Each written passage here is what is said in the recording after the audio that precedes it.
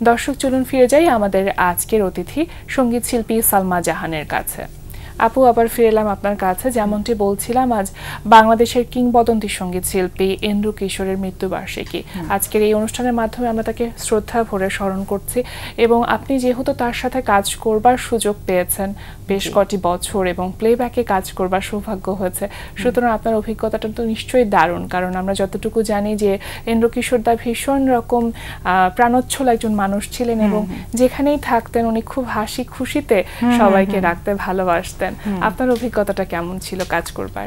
এন্ড্রুদার সম্পর্কে কিছু বলতে গেলে মানে যেটুকু বলবো সেটুকুই মনে হয় কম হয়ে যাবে।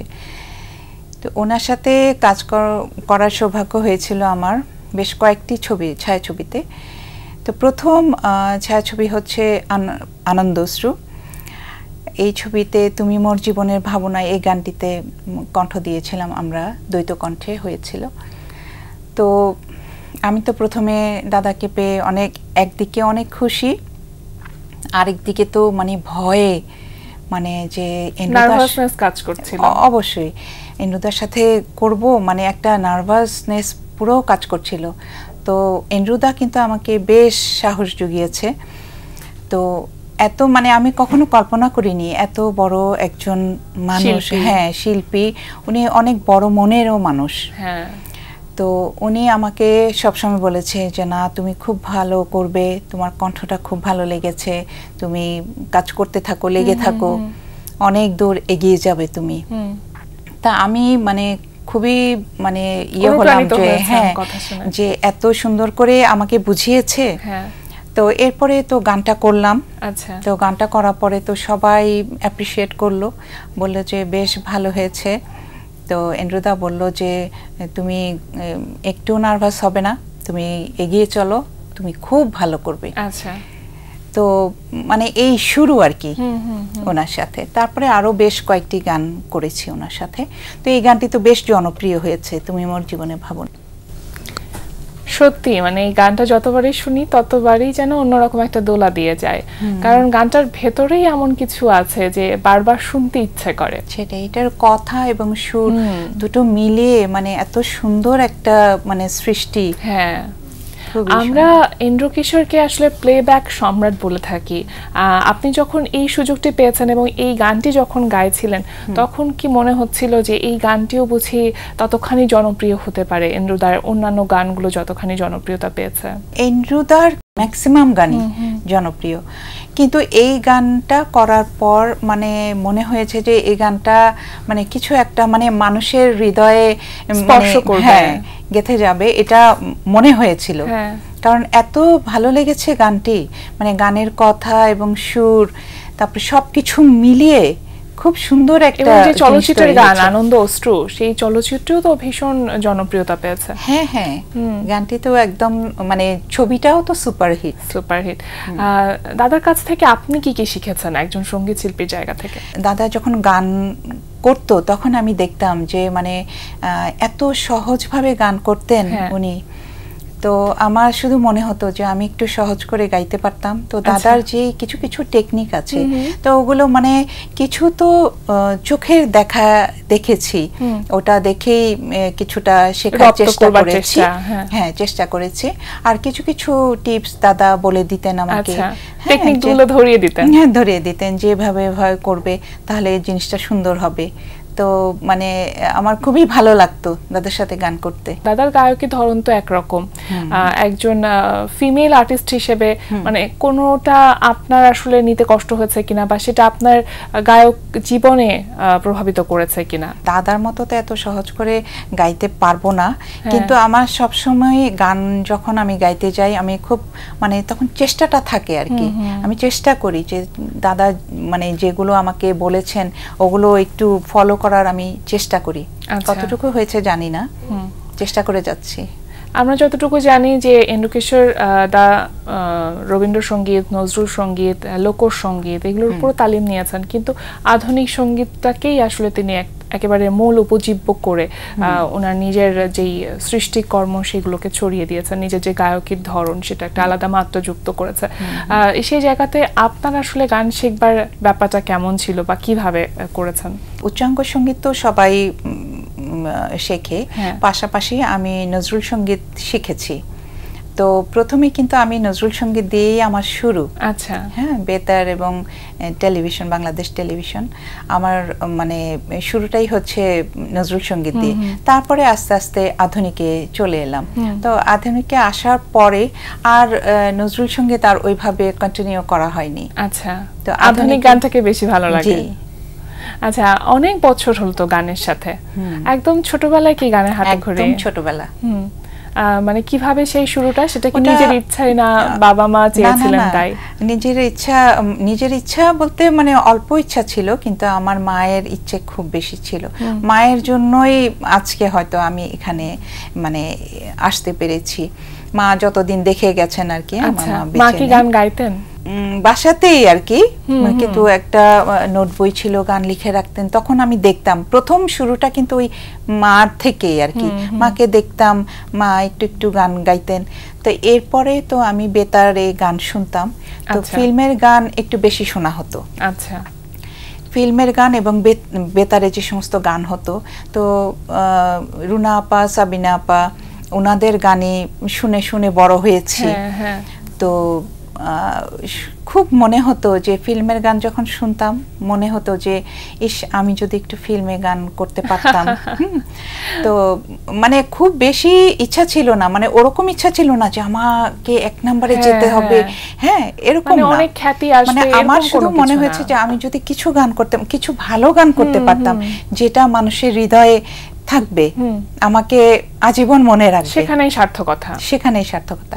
তো এইটাই মনে হতো আর কি। তো আমার মনে হয় যে আল্লাহ হয়তো সেই স্বপ্নটাই হয়তো কোথাও না কোথাও গিয়ে মিলে গিয়েছে, এবং স্বপ্নটা পূরণ অবশ্যই হয়েছে কিছুটা হলে। হ্যাঁ, আর সেই ছোটবেলায় ফিল্মের গানগুলো যখন শুনতেন তখন আসলে ফিল্মের গানের ধরন একরকম ছিল। এই সময়ের আবর্তে চলচ্চিত্রের গানের যে ধরন, সেখানে অনেক পরিবর্তন এসেছে। কি মনে হয় এই পরিবর্তনটাকে? আসলে যুগে যুগেই তো পরিবর্তন হবে, সেটা তো সময়ের চাহিদা, এটা হবে। কিন্তু কেন জানি মনে হয় যে সেই আগের দিনের গানগুলো এখনো মানে মনের অজান্তে মানে দোলা দিয়ে যায় এখনো। আগের গানগুলোর মতন কেন এখনকার গানগুলো টানছে না, এরকম একটা প্রশ্ন সবসময় আসে। কিন্তু এটার আসলে অনেকগুলো কারণও থাকতে পারে। আমি অবশ্য অনেক ছোট, আমি বিষয়ে অতটা বলাটাও আমার পক্ষে হয়তো সম্ভব না। কারণ এখনো ভালো গান হচ্ছে, হ্যাঁ, কিন্তু মানুষের মনে সেরকম একটা নাড়া দিচ্ছে না মনে হচ্ছে। তো গানের কথাও ভালো হচ্ছে, সুরও ভালো হচ্ছে, কিন্তু কেন জানো সেই আগের গানগুলোকে মানে ছাপিয়ে যেতে পারছে না। চিরসবুজ গানগুলোই ঘুরে ফিরে আমরা এখনো সবাই সেই যত নতুন গানই করুক, সেই আগের গানই যখন গায় তখনই সবার সেই ভালো লাগাটা চলে আসে। তো এখন এটার অনেকগুলো কারণও থাকতে পারে। এখন মানুষের জানি না, নতুন প্রজন্মের রুচির পরিবর্তন হতে পারে, শ্রোতা দর্শকদের মধ্যে আছে, কিন্তু নতুন প্রজন্মের কাছেও কিন্তু একটা জিনিস যে আগের গানগুলো ভালো লাগে, এটা কিন্তু একটা, এবং নতুন প্রজন্মের যারা সঙ্গীত শিল্পী তারাও কিন্তু পুরনো গানগুলো করছে এখনো। আপনি বলছিলেন যে বেতারে এবং বাংলাদেশ টেলিভিশনে আপনি এনলিস্টেড আর্টিস্ট হিসেবে আছেন। এর আগে তো আসলে নিশ্চয়ই গানটা শেখা হয়েছে, কারণ মায়ের কাছ থেকে অনুপ্রাণিত হলেন, কিন্তু তার মধ্যে কোনো ওস্তাদের কাছে গান শেখা হয়েছে আমি আমার প্রথম হাতে খড়ি হচ্ছে মোহাম্মদ হানিফ, ওনার কাছে। এরপরে আমি হিন্দোল সঙ্গীত একাডেমিতে 5 বছরের একটা কোর্স করেছিলাম। ওখানে আমি ক্লাসিক্যাল শিখেছি ওস্তাদ আক্তার সাদমানি কাছে এবং ওস্তাদ জাকির হোসেনের কাছে। এরপরে আমি নজরুল সঙ্গীত শিখেছি জনাব খালিদ হোসেনের কাছে। আচ্ছা, তো এভাবে আস্তে আস্তে মানে শিখতে লাগলাম আর কি। শেখার তো শেষ নেই, প্রতিনিয়ত প্রতি মুহূর্তে আসলে শিখে যাওয়া। প্লেব্যাকে প্রথম আপনার কবে কাজ করা হলো? 93-তে প্রথম প্লেব্যাক করি, সেই ছবিটার নাম হচ্ছে দোলা। আচ্ছা, সেটার সুযোগটা কিভাবে এসেছিল? পরিচালক ছিলেন দিলীপ সোম। তো উনি বেতারে উনি অ্যানাউন্সার ছিলেন। আচ্ছা, তো আমি একদিন রেকর্ডিংয়ে গেলাম। আমার প্রথম রেকর্ডিং ছিল সুরকার শেখ সাদি খানের সুরে। তো ওনার গান করতে গেলাম, ওখানেই উনি আমাকে মানে দেখলেন আর কি, আমার গান শুনলেন, হ্যাঁ গান শুনে তখন আমাকে বললেন যে তোমার কণ্ঠটা আমার অনেক ভালো লেগেছে, তো আমি তোমাকে আমার একটা ছবিতে আমি নিতে চাচ্ছি। এই আর কি শুরু। সেই সময় নিশ্চয়ই অনেক এক্সাইটমেন্ট কাজ করেছে যে ফিল্মে গান গাইবো, এটা তো অনেক বড় ব্যাপার। আমি খুশিতে একদম আত্মহারা। মানে সেই সময় মাকে জানিয়েছিলেন এসে? অবশ্যই। এবং দোলা ছবির যে প্রথম গানটা ছিল তুমি সুন্দর আমার অন্তর তুমি যে আমার সাধনা, তো ওই গানটা দিয়ে মহরত হয়েছিল ছবির। আচ্ছা। তো মহরতে আমি ওই গানটা করেছিলাম, তো ওখানে তো আমার মা গিয়েছিল, আরো অনেক মানুষ লোকজন ছিলেন। তো ওখানে যখন আমি গানটি করছিলাম, মানে এটা একটা সত্যি আমার একটা মনে রাখার মতো স্মৃতি আর কি। মানে আমার মা তো গানের একদম পাগল ছিলেন, হ্যাঁ আমাকে সব সময় বলতো যে তুই গান করবি, আমি সারাদিন বসে গান শুনবো। তো সেই প্রথম দেখেছিলাম যে আমি যখন গানটা করছিলাম তখন আমার মায়ের চোখে জল, মানে খুশিতে, সেই অনুষ্ঠানে যখন আপনি গান গাইছিলেন তখন খুশিতে চোখে জল আসছে। মানে তখন আমার যে মানে আনন্দ, আমার যে আনন্দ, আমার যে মানে কিরকম একটা অনুভূতি হয়েছিল, এটা আসলে বলে বোঝানোর মতো না। এরপরে তো গানটা শেষ হলো, পরে তোমাকে জড়িয়ে ধরেছি, মানে অন্যরকম একটা অনুভূতি। আসলেই তাই, সবথেকে বড় প্রাপ্তি এটাই। তারপরে প্লেব্যাকের সাথে নিয়মিতভাবে কাজ করছিলেন আপনি, আর পাশাপাশি তো বিটিভি কিংবা বেতারের কাজগুলো করা হচ্ছে, গানের কাজগুলো। হ্যাঁ, প্লেব্যাকের কাজটা আসলে এই যে কন্টিনিউ করছিলেন, নিয়মিতভাবে করছিলেন, কিন্তু পরবর্তীতে এসে কিছুটা মনে হয় একটা বিরতি পড়ে, মানে সেই ছেড়ে আসাটা কেন? আমার যখন বিয়ে হয় তখন একটু গ্যাপ হয়ে গেছে। আর আসলে গ্যাপটা আসলে শুধু যে বিয়ের জন্য তা না, অনেক কিছু মিলে সামগ্রিক বিষয় থাকে। হ্যাঁ, এখানে আসলে ফিল্মে আমি যেটা দেখেছি সব জায়গাতেই আছে, এটা পলিটিক্স সব জায়গাতেই আছে। তা আমি একটু সহজ সরল ছিলাম আর কি, মানে বোকা টাইপের ছিলাম।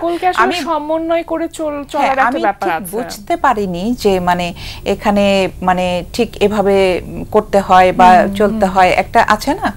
তো আমি আসলে মানে ওই জায়গাটা আমি বুঝতে পারিনি তখন, যে নির্দিষ্ট আচরণগত কিছু ব্যাপার থাকে। আসলে কি মানে প্রত্যেকটা জায়গাতে চলার পথে মানে একজন মানে গাইড দরকার হয়, তো সেটার একটু অভাব বোধ করেছিলাম তখন, তো যার জন্য একটা গ্যাপ হয়ে গেছিল আর কি। প্রপার গার্জেনের খুব দরকার আসলে কাজ করতে গেলে, যে কিভাবে কাজ করলে সামনে এগিয়ে যাওয়া যায়। একদম সব শেষের দিকে আমরা চলে এসেছি, সবশেষে আপনার কণ্ঠে আরো একটি গান আমরা শুনবো, কিন্তু তার আগে একটি প্রশ্ন করতে চাই যে আসলে এখন কি নিয়ে ব্যস্ত আছেন বা কি পরিকল্পনা রয়েছে গানকে ঘিরে? শিল্পীদের একটা মানে আক্ষেপ বা একটা ইয়া থেকেই যায় যে কিছু ভালো ভালো গান করার, মৌলিক গান অবশ্যই। তো খুব ইচ্ছে আছে বেশ কিছু ভালো গান মানে শ্রোতা দর্শকদের উপহার দেওয়ার জন্য। শেষের দিকে আমরা চলে এসেছি, সবশেষে আপনার কণ্ঠে আরো একটি গান শুনবো, তবে তার আগে আমি দর্শকদের কাছ থেকে বিদায় নিয়ে আসি। প্রিয় দর্শক, এতক্ষণ কথা হচ্ছিল অতিথির সঙ্গে, এবার সময় হলো বিদায় নেবার। আমাদের অনুষ্ঠান সম্পর্কে আপনার যে কোনো মতামত ও পরামর্শ জানাতে লিখুন এই ঠিকানায়। প্রযোজক দিন প্রতিদিন, Bangla vision, note tower, 110, Bir Uttom CR Dutta road, Dhaka 1205। Phone 9632030304। আমাদের ইমেল অ্যাড্রেস dinprotidin@banglavision.tv। গ্রিক দার্শনিক সক্রেটিসের একটি উক্তি বলে বিদায় নেব আজ। তিনি বলেছেন, টাকার বিনিময়ে শিক্ষা অর্জনের চেয়ে অশিক্ষিত থাকা ভালো। দর্শক, সবাই ভালো থাকুন, সুস্থ ও সুন্দর থাকুন। আজ সারাদিন সবার জন্য শুভ ও কল্যাণময় হোক। এবার গানটির গীতিকার ছিলেন মোহাম্মদ রফিকুজ্জামান এবং সুরকার ছিলেন শ্রদ্ধেয় আলাউদ্দিন আলী। এত প্রেম শুধু নয়, আরো বেশি কিছু মনে হয়। এত প্রেম শুধু নয়, আরো বেশি কিছু মনে হয়। গর্ব দুজন, নতুন ভুবন, নতুন কোন পরিচয়। এত প্রেম শুধু নয়, আরো বেশি কিছু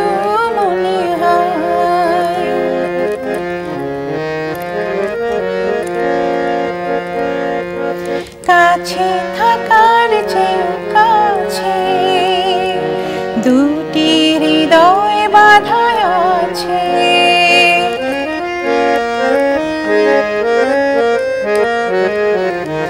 একই মালায় গাঁথা হয়ে যেন দুটি প্রাণ আছে, চোখে চোখে একই ভাষা, যেন কত কথা হয়। এ তো প্রেম শুধু নয়, আরো বেশি কিছু।